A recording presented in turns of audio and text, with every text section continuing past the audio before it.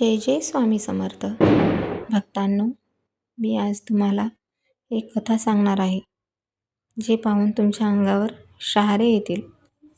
ही कथा आहे विश्वासाची, भक्तीची आणि परीक्षेची. स्वामी समर्थांच्या चमत्काराची. अक्कलकोटपासून थोड्याच अंतरावर एक गाव होतं. त्यात माधव नावाचा एक मुलगा राहत होता. गरीब घराणं, आई आजारी आणि आईंचं औषध, वडिलांचा आजार, डोक्यावर कर्जाचं ओझं. माधव नियमित कष्ट करायचा, पण यश मात्र मिळायचं नाही. एके दिवशी कर्जदाराने फोन लावला की आठवडाभरात जर पैसे दिले नाहीत तर मी घर जप्त करेन. त्या दिवशी माधव कोलमडला. डोळ्यात अश्रू, मनात भीती आणि ओठांवर फक्त एकच नाव, श्री स्वामी समर्थ. त्या रात्री माधव घराबाहेर पडला, कोणालाही न सांगता. मनात विचार, आयुष्य संपवावं का? कसं होणार आता? कसं फेडणार कर्ज? आईचं औषध कसं आणायचं? बाबा पण आजारी.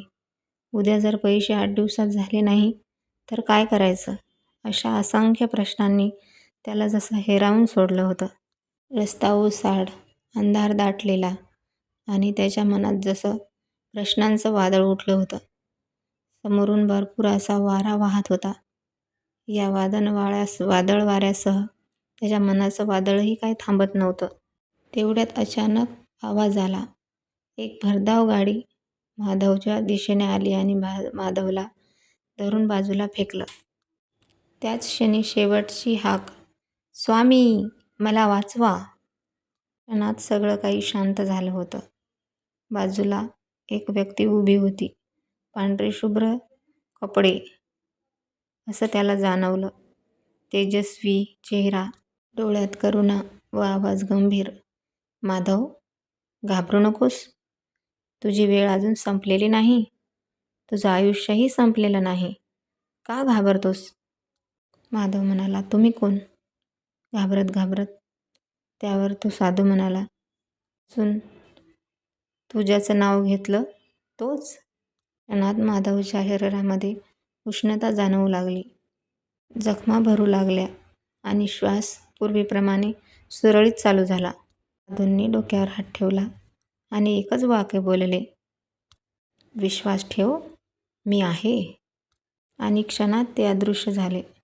थोड्याच वेळात गावकरी तिथे आले आणि माधव जिवंत पाहून त्यांना एकदम आश्चर्य वाटले. ते थक्कच झाले. डॉक्टरांनी सांगितलं, हा तर चमत्कारच आहे. एवढं मोठं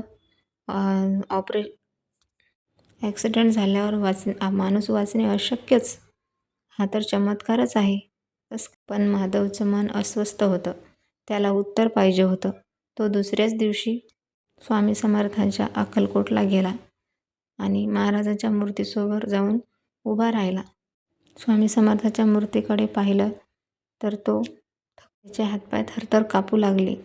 त्याने रात्री ज्या साधूला किंवा व्यक्तीला बघितलं होतं ते समोरचेच म्हणजे स्वामी समर्थ महाराजच होते. काल रात्री दिसलेलं तेच तेजस्वी रूप, तेच ते डोळे, तोच तो चेहरा.